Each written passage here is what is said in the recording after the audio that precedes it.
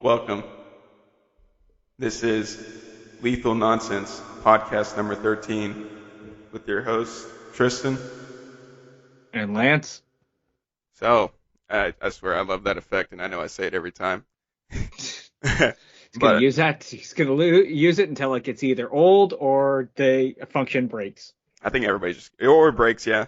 Everybody's just going to get so used to it that that's just going to be how it is. One day you're just gonna leave it on. And I'm not gonna notice, and just gonna talk like that the entire time. That would be so funny. Speaking of talking, there's actually quite a bit to talk about, because, I mean, quite a bit's been happening in the gaming world. We just talked about Yeah. Microsoft buying Activision, which was so out of nowhere, and then Mm-hmm. out of nowhere And then again. Sony's like, huh, "We'll do you one better. Yeah. We'll do you one better, and simultaneously worse." The Activision one was, well, it was unexpected. And then this one, it's, me and Lance were talking a little bit about this before the podcast, but we both kind of see this as a knee-jerk reaction. Mm-hmm. Even though they've reported saying it's not, everyone knows it's clearly a response to Microsoft buying Activision. Because it happened in the same month. Same month.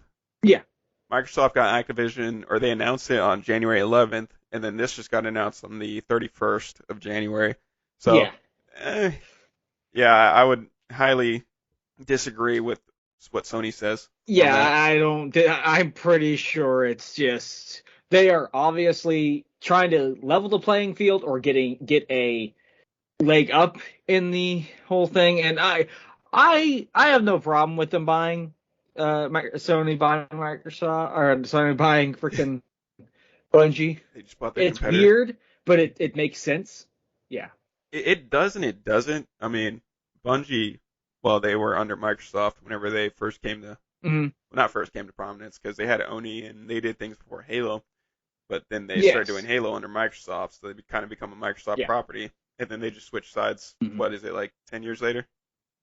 Less switching sides and more coaxed to go to one side. I mean, it's the same. What we're experiencing is pretty much the same thing that happened where back in the 90s with the Sonic versus Mario thing, where they had such a big feud, and it was really weird when Sega dropped out of the whole, making consoles thing, and you saw Sonic on Nintendo consoles now, where you saw a company that it's really known for, its biggest title was the Halo franchise. That's what they lived and died, for years.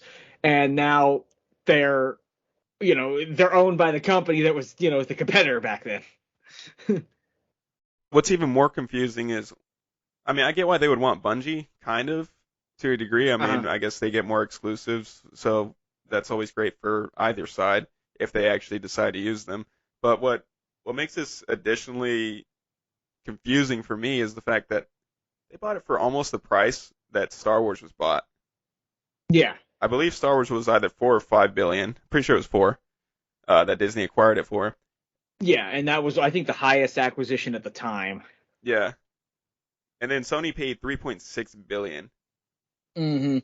No disrespect to For Bungie. Bungie and yeah, and I this is gonna like I said, as we've said earlier, I think they overpaid. I agree. I would love to be wrong. I would love for them to start releasing, these AAA titles and just, showing everyone up and, even showing maybe even Halo up with great titles, but I just don't know if they're going to. Well, they seem to at least have a little bit more of a budget. Even well, I don't know. Budget doesn't seem to be their issue, considering that Destiny costs a shit ton to make and probably to maintain. Uh But yeah, it's Bungie at the time. The first Destiny game was one of the most expensive games when it came out. yeah, I think it got 325 million in profit is what I just looked up. Yeah. And then Destiny 2, they rake in 100 to 500 million a year. Hmm. Which, that's nothing to scoff at, but there's caveats to that. I mean, look at Destiny 2 now. It It has its seems to at least have its fans. audience. I don't think Yeah, it's it does gonna have its die. audience, but it had to go free to play to basically maintain its status. Well, you think about it, that's kind of beneficial because Yes. they get they sell the hard copies of the game and Hmm. whatever.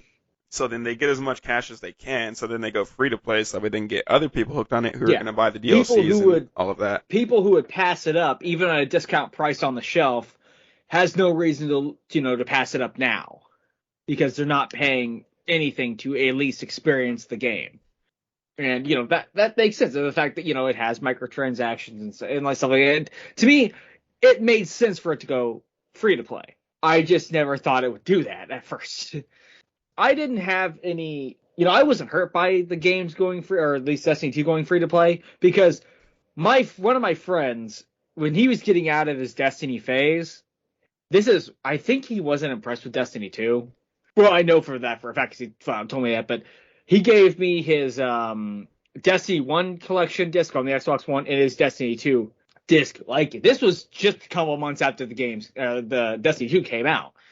He basically just said he didn't really want to play him anymore, and so I didn't have to spend anything. To be honest, I have never once set foot and I never once played Destiny 2 at all. I played a lot of Destiny 1. I never played Destiny 2. So what's your experience with it? So I bought Destiny 2. Did you buy it at full price? Yeah, I bought it full price, physical version. I played it for a little bit. I know my roommate at the time was super into it. I would play it, I'd just get crushed, and then I just gave up after that. And I was thinking to myself, I want to sell this. I just never got around to it. I was pretty busy. So then it goes free to play, and then I just have this worthless disc. It's Mm-hmm. literally worthless. Drake coaster. Exactly. And I was upset That's about it at the time. yeah. I mean, still kind That always. I mean, I had the original. I still do. It's in one of those totes over there. I have the original 360 version of Destiny 1. It's the original disc, as in you can't even if you still wanted to play the version on 360, you can't. It's basically a drink coaster. of, yeah. That's a completely different argument with state of game preservation and stuff like that. But as we said, I don't. Time will tell what they do with Destiny 2 now that I don't think anything with Destiny 2 is going to change since the acquisition, because I think they've already said that it's not going to affect anything for a while, because they still have obligations to other stuff that was already said before the acquisition, just like how when Microsoft bought Bethesda, before anything can change, they have to release these games that they've already announced and they've already said is coming to PlayStation. They have to come out to Everything's PlayStation as already in well the still. works. They can't Yes. just halt an ongoing Yes. process. Yeah. So I think that's them kind of playing nice with each other. Yes. Because if one just says, "Hey, we're not gonna honor this, go into Uh, the other console," that's a very quick and easy way to tick off the other fans. and then they could be petty and basically start Yeah. a war. Yes. And But I don't think I don't think either company wants that. yeah, because that could go very badly. Hmm. But at least they're not letting their pride get in the way or their desire for profit Yes. get in the way of Smart decisions and pro consumer decisions. exactly. Which, yeah, Microsoft is doing better at that this generation, thankfully. Yeah, they made they almost made a stupid decision with the initial launch of the Mhm. Series X, but then they backpedaled on that pretty quick. Yes, which I am glad. And they, I mean, even throughout the Xbox One's life, they made, especially during the end when they were like, hey, we're going to double the price of Game Pass. And it got such a negative reception that they had to, pull the plug on that entire idea. And that, I'm not going to say both companies are greedy. There's executives To a on degree, both they are. sides that are, yeah. It's like they're going to make terrible decisions. They're going to make greedy decisions that are going to be, anti-consumer. They're a company. Well, they They have to make thrive on profit, making money. Yeah, they have to make money. It's a business. I understand that. but they're not EA. They're not putting microtransactions in every. You don't have to unlock all the suits in the Spider-Man game. You don't have to pay $5.99 each. Like, and that's great about. I mean, to unlock guns and to unlock all the crap in Infinite, you don't have to pay money. Just the armor, I'm but trying that's to go to purely campaign. cosmetic. Yeah, and that's I don't mind microtransactions in games if it's cosmetic stuff. It's hey, do you want to play? You want to play Darth Vader? Give me money. $50. or grind for hours or days to unlock him. That's when I put down the controller, uninstall the game, and throw the disc out the window. Yeah, I'm not really super into multiplayer games these days, but you throw in microtransactions like that, it automatically kills my interest in it. This Halo 5 had, I don't know, the rec system. I didn't even like it being there, even though I know it really didn't affect that much in the scheme of things. But just it being there left a sour taste in my mouth. The rec system? Yeah, the rec system for Halo 5. I think that's what it was called or whatever, but I'm trying to remember. It's just it was only for one mode, which to me I was like, why would you put so much money into just one mode? Like one or two I don't get it. And then, I never bought anything from I always got the packs that they gave out away and stuff like that. And I also usually never played that. I can't remember what the name is because I haven't played Halo 5. Oh, it was like the since... Warzone thing or whatever it was called, right? Where you were going up against bots. Warzone, yeah. Yeah. Yeah, I didn't really play that all that much. I was playing Slayer and stuff when I did play Halo 5 and I wasn't playing the campaign. What is it about Halo 5? I feel like people got bad on Halo 5 or the hardcore audience didn't go to because I was crushing people, getting 25 kills a match in Team Slayer, and I'm not good at Halo. I remember it being pretty easy. But I also had no problem playing Halo 4 as well, even though that was a much different Halo game than 3 and all the others. And that game, like both Halo 4 and 5 are to me the dark age of Halo. I don't think 5 was too bad. To me just had no real appeal because I played it. I tried playing the campaign, couldn't really do that. I played online for a little bit, and then eventually I just stopped playing it. I just had no interest. Yeah, Halo 4 was the game that I played the campaign too because I was like, okay, it's gonna play much differently than all the other Halo games, so I should familiarize myself with controls and everything. And as I'm pretty sure I brought this up in the past, I played it in like a few hours in. I was so bored I fell asleep. Literally. And that is probably the worst thing you can do to me is bore me. It can be bad, but bad can be entertaining. Yes. To me, a bad game, a bad game is bad. You don't want to make a bad game. But a boring game can be much worse because at least in a bad game, it can be interestingly bad. Or it can be fun. It can be so bad it's good. With a boring game, it just sucks the life out of you. I kind of feel like this is the case with A Way Out. Oh my God! Watch out! Oh, what the hell is going on? What are you talking about? Oh, shit! I must have been dreaming.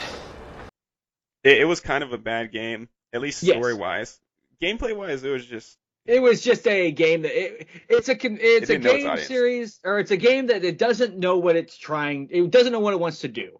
Or its target audience. Yeah, it doesn't know what kind of game it wants to be. Does it want to be a story-driven game, or like a whole story, like puzzle game? Does it want to be one of those Telltale-like games where it's basically just most of all the hard-hitting scenes are just QTEs? Does it want to be a third-person shooter? It's just I don't get what that game was going for. And just audience, just to make this clear, we haven't played It Takes Two, which I've heard really good things about.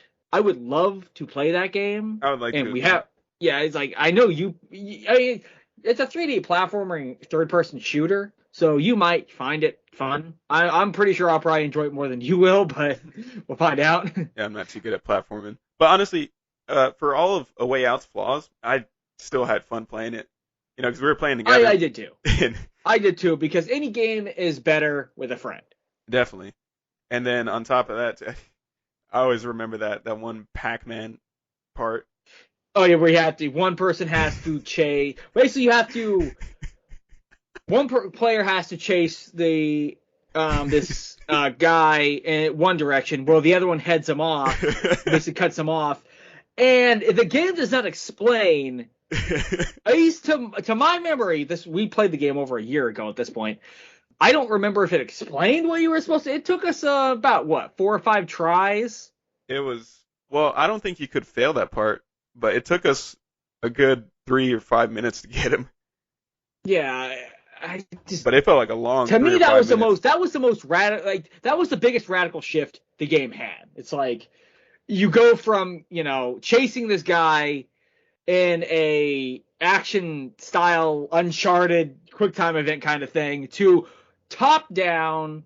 You were looking down at the playfield like a Pac-Man game, and to me, it didn't fit at all. And I know I know for a fact we've talked about this at least one or two times before this, but the game is just so confused at what it wants to be, what it wants, like the people it wants to appeal to, and honestly, even the tone at a lot of times.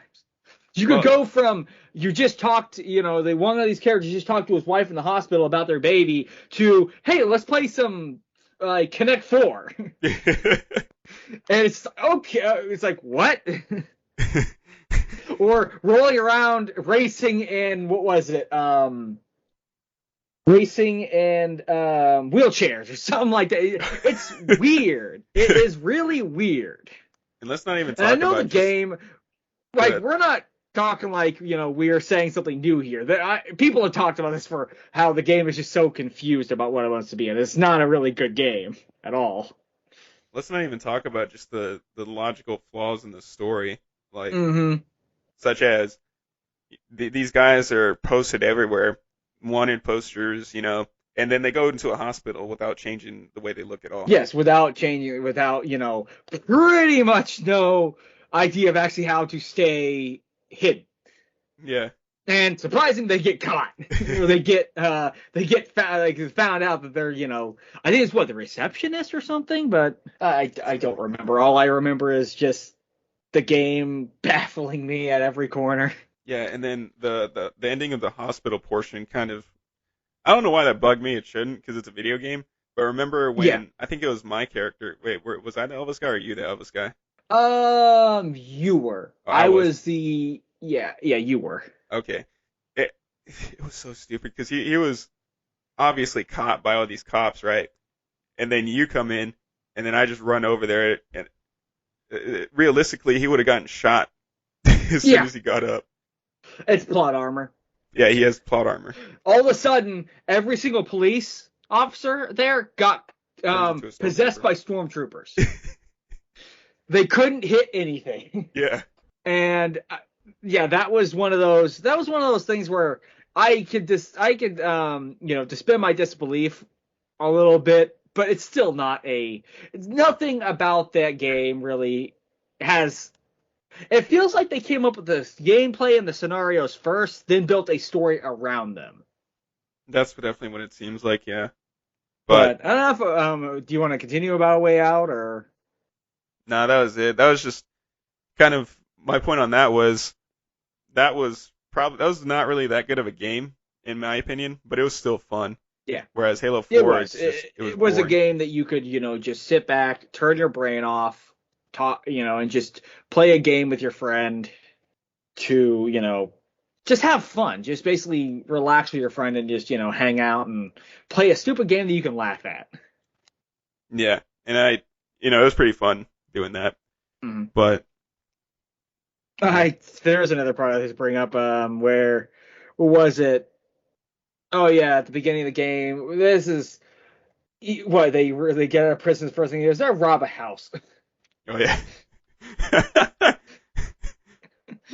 But what were you gonna say? Yeah, so going back to the whole, Bungie acquisition. So we talked about this last year, and there was nothing on it. I only found two articles regarding this, and I can't remember how I came across it.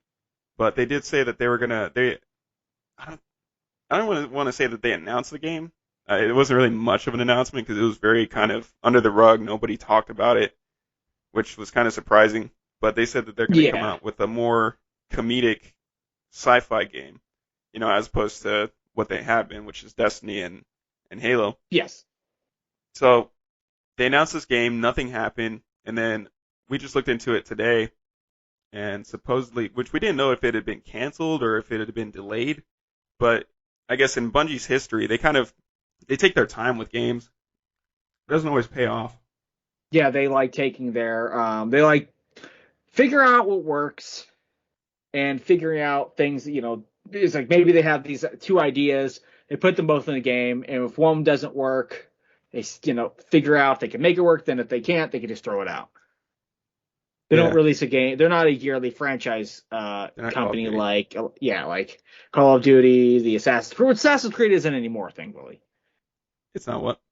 Assassin's Creed is no longer yearly or bi-yearly anymore because they are, taking a little bit of time with the next Assassin's Creed game, which is, I It's think, a smart. good idea. Yeah. I don't know. I don't think releasing games yearly is really the way to go. As hard as they are getting to make, I mean, we saw the strain that HG, like when we went from the development time from and the development costs of games from the PS2 to the 360, or when HG games became. I mean, we also saw a big a jump up in price as well for the games. But and now we're getting into 4K games. And now they're talking about who was it that said they wanted to? It was EA, wasn't it, that said they wanted to make their yearly games $70. It's the same shit that you got And last year. I mean, I believe they've already started doing it, and I'm not I've never once bought any of their sports games, and I will continue not buying their sports games. I play UFC all the time. Like I don't have any interest in said sports games. But that's honestly, they're one of those companies that has the casual market. Because I talk about this a lot, where I know I've known a lot of people who will get a console pretty much for one game. And Yeah. the three that I always hear the most is it's GTA, Call of Duty, and then the Madden games or the sports games. Yes. Yeah. Sports, GTA, and Call of Duty. I believe I said this last time, but I have a coworker who he doesn't care about video games at all, but he played GTA 5. I have two coworkers who technically do. One's a little bit more of a gamer, but he does not much. But he plays. I believe he said he played GTA 5 and one of the sports games. So the more casual market, and that's not a knock Yes. on casual gamers. No, if that's what you're into, go for it, man. I have no problem with it. Me neither. I mean, just do what. I mean, that's the whole Yeah, point do of what makes gaming, you is to happy, have man. fun. Mm-hmm. Gaming wouldn't be as interesting if we didn't, if we weren't so diverse. Right. Oh, but back. This is actually what I was trying to get to. So Bungie isn't one of those yearly franchises. So Matter, they said they're shooting for 2025, and we still don't know if that's actually going to be the title of it, because it could be, just the code name, which a lot of developers do. Yeah, I don't think that's gonna be. I mean, if it does come out like that, like with Matter, it would be interesting. But I think that they'll probably come up with a I mean, even if that was the original title back then, things may have changed. New people may have been taken off the project who thought that was a good name, and more new people may be put on it that may not think that it's a good name, or they may decide to change it. Who knows? We may never see Matter again. We don't. Well, the thing is, like, we don't really know much about this game because everybody's saying the same thing. And then I've seen a couple articles. They're saying that maybe, because they're going for kind of a Borderlands style, humor.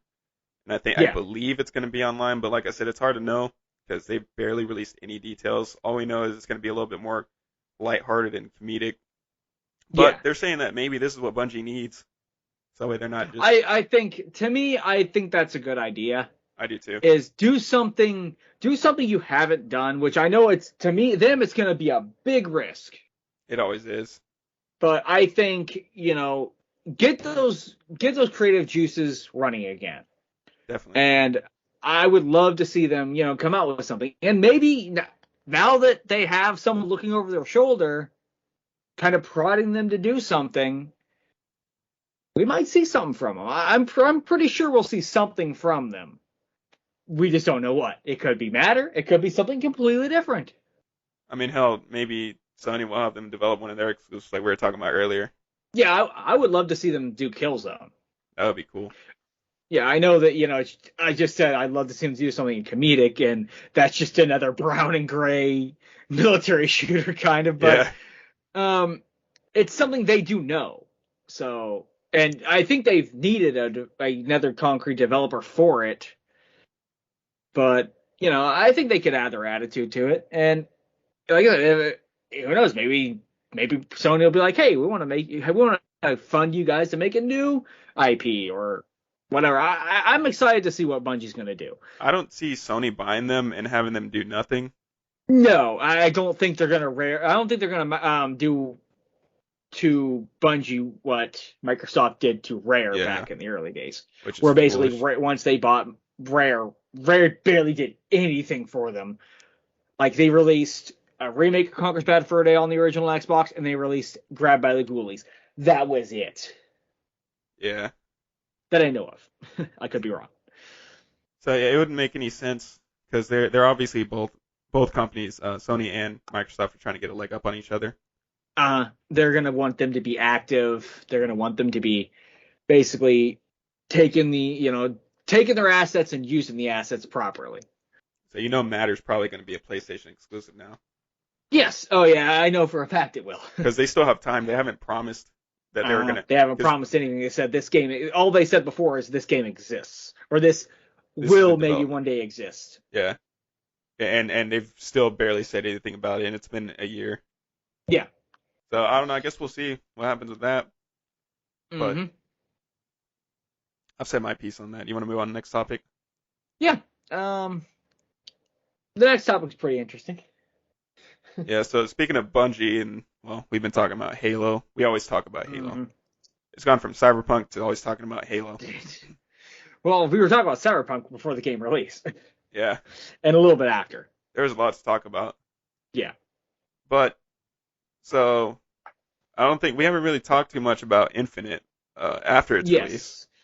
When we've been meaning to the past 2-3 podcasts. Well, 2. Yeah. What are your thoughts on it, Lance? My whole thing with the Halo Infinite, I haven't completed the game all the way through yet. Because I've been busy. I'd say about halfway through. Yeah, what do you think about it so far? I like it. I really enjoy it. I think it is a good continuation of where I think it's a better translation of what we expect in the old games, the good games, to what we have now. It's not exactly the old games, but it's not exactly those, it doesn't have a lot of the problems that Halo 4 and 5 had. I think it's a good combination of both, to where it feels something, it's something familiar, but it also is something, we haven't seen in open world and characters that I actually, like. And to me, I have a little bit more of a personality. E.g. Cortana. Yeah, or Cortana's, what a lot of people called when she was first announced, Cortana's little sister. I like the new AI. I do too. I like her a lot more than I've liked Cortana in the last couple of games she was even in. I like her more than honestly in Halo 3 because she has more of a presence than she had in Halo 3. I like Cortana pre Halo 4. I think everyone does. You're not supposed to like her after Halo 4. Or in Halo. Well, I guess you're supposed to like her in Halo 4 because, rampant or whatever, but then she does terrible things. Yeah. So it became we're supposed to like this character? Well, they kind of just went off the rails with Cortana and starting with Halo 4, and then they kind of turn her into this omniscient, all-knowing, Mm. almost godlike And to me, AI. that made her so uninteresting. Yeah, I agree. I don't think she was that good of a villain. No, no, she was, because she was not created to be a villain. She was created to be basically. You may not, since you haven't played many Zelda games. She was basically the Navi to Master Chief. She was basically, Link's Navi. She was someone who was supposed to tell you what to do next, a wave point, basically show you where to go next and whatever, and explain a few things, and not know the difference between an actual cave and a natural formation. It's just, what's your experience with Halo Infinite? I mean, me, I like it. I really do. I feel like it kind of has a little bit of that feel of the old Halo, but Yes. with some good additions. Because I don't think they really made, too many bad, decisions. I would say probably the thing I don't like is the fact that they took out a lot of the old weapons. I would love to see the needle rifle again. Needle rifle, I would like to see. There was a couple I brought up I can't bring up at the moment that I can't remember off the top of my head, but yeah, there was. And I don't know. I would love to get a hold of that source, video that I don't know if I have it saved on my computer anywhere. But my first experience with that game was the very first boss, right before you enter the open world, him killing himself. Yeah. I think and that happened a couple of times. I have, in my playtime, I've had 3 enemies kill themselves. The first boss, right before the elevator, I've had an elite kill himself by aiming at me. I fell off this metal structure onto where basically just the ground was, and then because he was shooting at me, he shot an explosive right next to him and killed himself. And I've had a grunt kill himself as well. I don't know if there's just something. I don't know if just the enemies are really suicidal in that game, or the AI is not as good. I don't know. They might not be. Well, I haven't had that happen. I've had more. Some of the bosses just a pain in the ass. I mean, I guess that's good, but makes it challenging. I was taking some damage to that boss before he went behind a box and then wasted the last 25% of his health with his own weapon, point blank range in the side of the box. So a lot of the final bosses are a pain in the ass, or any of the ones that have camo. I think we've only fought one that has camo so far. I believe there's I've two. At least can't remember. Two. I remember. But yeah, I've enjoyed Halo Infinite a lot. I've enjoyed a lot more than the last 2 games. 100% agree. The multiplayer kind of has some issues. Mm-hmm. They're still trying to. To me, it feels like Halo. It feels like Halo 5 that was been tweaked a bit. Yeah, I could see that. Just the interface, I think, is not that great. Mm-hmm.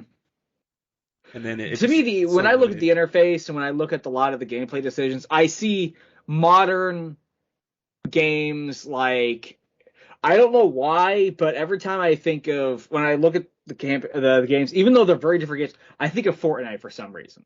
Yeah, they're trying to, I guess, go for the modern crowd. I don't know if that's just my stupid brain connecting to seeing a connection to something that's not there, or if, I don't know. But even the multiplayer, I haven't played much. I've only played maybe 5 matches.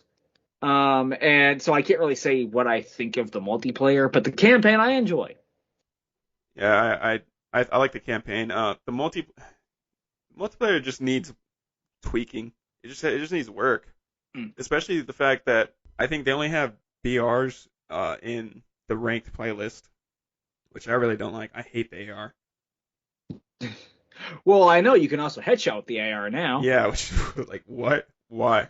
I mean, it makes sense. Master Chief headshots a bunch of enemies at the very first cutscene with the AR.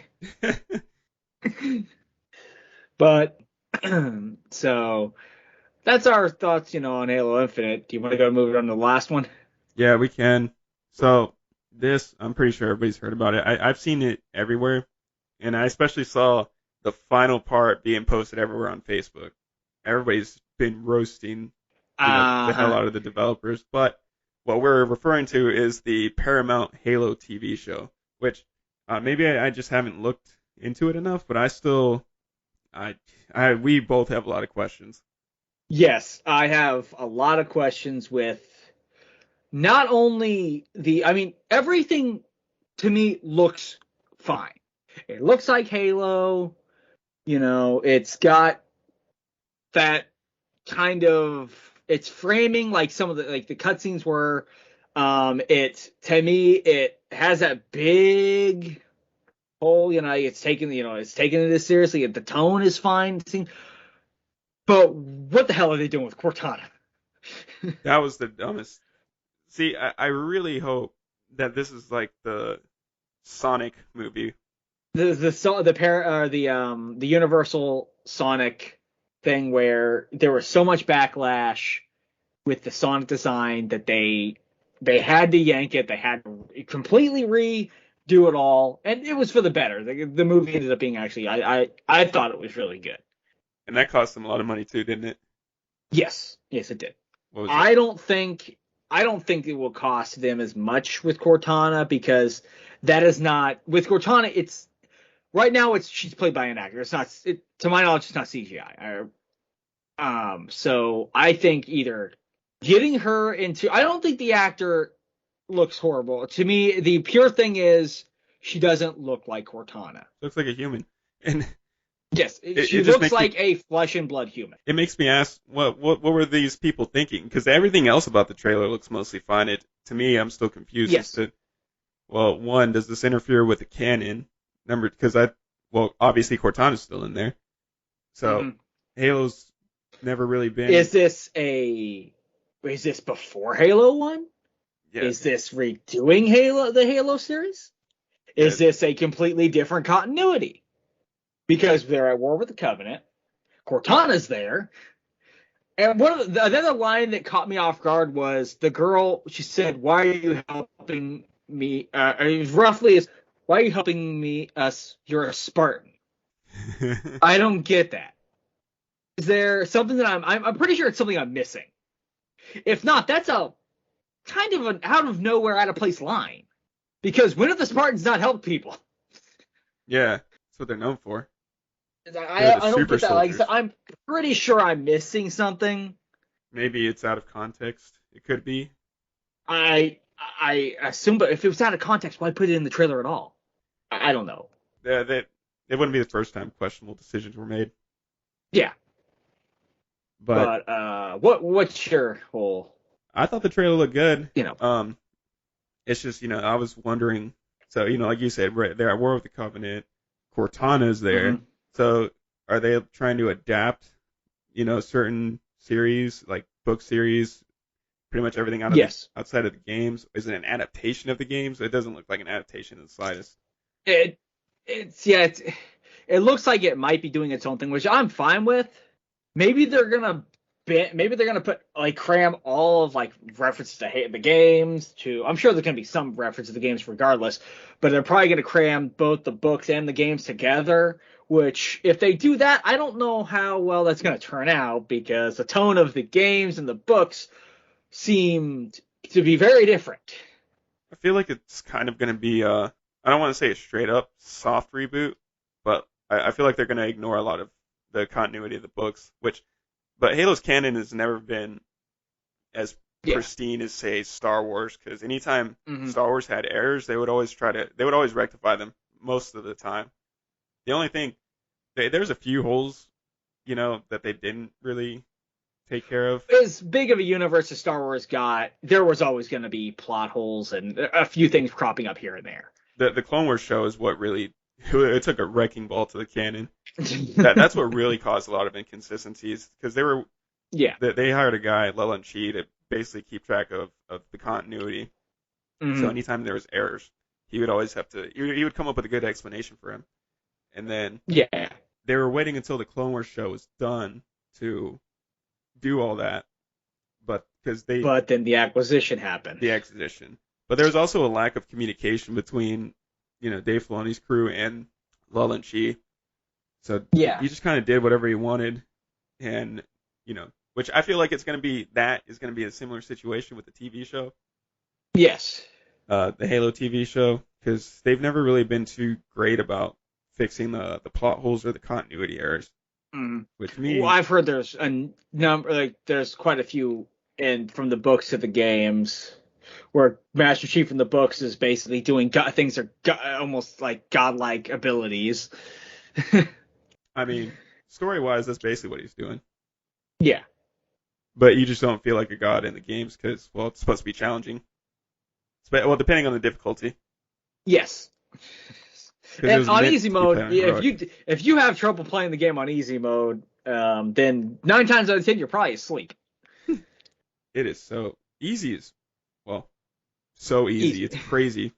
You have to pretty much be trying to die. Mm-hmm. I never really played Halo on easy, but whenever I did, I've only played it a couple of times, and I was playing with I shouldn't have been doing this, but I was also playing with little kids. Where I was on Xbox 360, and I think it must have been the younger brother of a friend of mine, because I remember he invited me, and I thought it was someone else, and he's this really high pitched voice got on the mic and asked me if I could help him play through, I think it was Halo 3, and I played through it with him, and it was still more entertaining than Forest Campaign. Oh, I bet. But it just, it was really easy, as it's supposed to be. It was But surprising we to me. tried to. Thing is, we began playing on normal, and he ended up dying a lot. So we had to go to easy. Yeah, that's how it goes. But So when was the first you heard of the TV series? I heard about it when it was announced. When was the? Because I remember hearing about, I think, the day after. I heard about this back in 2018 because I knew this has been in development, but because I remember them casting Pablo Schreiber, I think his name is, as Master Chief. I heard about that a long time ago, and then nothing was really, not too much was said about the TV show. Yeah, you may have mentioned something to me back then, because I remember you saying something. Yeah, because I just remember hearing about the casting, but then everything kind of dropped off the face of the earth with it, and then I just saw it on the commercial. I'm like, wait, there's a TV show now, and then I saw and I looked it up, and I saw it was Pablo Schreiber. I was like, oh, I didn't even know they were continuing with that project. I thought it was more kind of a lot of times whenever they say, oh, we're going to adapt this into a movie or a TV show, and it never happens. Yes. That's what I was expecting, because there's supposed to be a Splinter Cell movie with Tom Hardy as Sam Fisher. Never happened. Mm-hmm. It was announced in 2017. It seems to have gone nowhere since then. I thought it was going to end up like the when they first announced there was going to be a Last of Us TV show. I think that was back when they released Last of Us 2, I think. Oh. But then it just, nothing came of it, and I thought, oh, maybe it's just another, Microsoft's version of that. Yeah, because a lot of these, I don't know what it is with adaptations of video game series, but they just always fall off the face of the earth, and you never hear about it. I did send you a picture of something. Mm. And you check it at your leisure. But, yeah, I don't know. There are a lot of people saying, they missed the mark. I would say it's less missing the mark, especially even with Cortana. Oh, that was the worst thing about the trailer. Yeah, it's not so much, I wouldn't say missing the mark. It's just more. What were you thinking? Maybe they just decided, hey, let's make her a little more humanoid, or like, a human instead of. I mean, she's clearly going to be. I'm pretty sure she's still going to be AI, but she doesn't look like an AI. They're like, yeah, let's make her more, I guess, what's the word I want to look for? Relatable, I guess. Like, yeah, let's make her look like a human, and no one wants to see that. Like, they want to see how she was portrayed in the games. Yeah, it's very bothersome to me. And I hope with all the backlash they got, they're going to fix it, but I'm sure something will be done, whether they say, no, this is what we want to do, or something's going to happen, because they're getting a lot of backlash from it. Yeah, because, let me see. Because they started this back in 2015 is whenever they actually started production. Mm-hmm. So this has been in the works for a while. Yes. And I'm not surprised. I mean, with any adaptation, you're going to have people who are like, I don't like this about it, or it's just a common, it's just a course of making a TV show or a movie or whatever to a long running franchise, especially if you're making a movie or TV show that wasn't an original movie or TV show. So I'm completely, I hope it's going to be good. I really hope it's going to be, we're all wrong. Maybe it ends up working really well, but I don't know. Yeah, I agree. But I just don't know about Cortana. I mean, I haven't been sure about Cortana the last couple of years. Yeah, so because with book adaptations, I never really see any issues, and most people don't read books, so there's probably not going to be too much of criticism in that regard. It's mostly because you could have a great movie on film, but that's an adaptation of a book. But then the people that read the book aren't going to like it. Yeah, it's Mike. My opinions towards the Witcher TV show. Oh yeah, I have read some of the books, and the changes. Well, I don't dislike the show. The changes it makes, in my opinion, are for the worse. The show to me is just confusing, and I don't know if I'm just kind of an idiot or if because they don't they go through like jump back and forth between the past and the. It jumps a little bit, yes, back and forth because it wants to show you something that honestly I think they should. Another thing, yeah, I guess pacing would be a problem because it would jump a little bit to another moment where you're not sure exactly when that is or what the relation is. And they don't say anything. They don't have anything, And yeah, that's another thing where it's like, yeah, that could have been handled better. Well, because but we are talking about Netflix here, where I'm glad that it's as good as it is. Like they could have literally just put up subtitles, or have it to where how in flashbacks they'll change the look of they could have done something like that, but nope. Mm-hmm. No, they're like, nope, you can figure it out. Yeah, so that's whenever I stopped watching because I just got really confused. It's a good show. Well, in my opinion, as someone who hasn't read the books or played the games. Well, I've tried Witcher 3 and I suck at it. I'm sure you'll get it eventually. Yeah, hopefully. But is there anything more we want to add, or probably just that Halo's wait and see. Yes, it is a very I'm going to be cautiously optimistic. Cautiously, yeah. I agree. So I guess we'll just see how that turns out. Yep. And what is it supposed to release? I didn't see a release on the thing. Or maybe I just wasn't paying attention. Actually, I'm on the Wikipedia. Let me look. Actually, it says new series. Okay, March 24th, yes. Okay. So, yeah, that's not too far off. That's upcoming, yeah. Yeah, that's... Who knows? Maybe in the next couple of podcasts, at the end of a couple more podcasts, we'll be able to talk about it. Talk about the first episodes. Yeah, definitely. That's all we have for today, ladies and gentlemen. Please like, comment, subscribe, share and follow us on Twitter and Facebook. I hope you all enjoyed this podcast episode, and have a great day.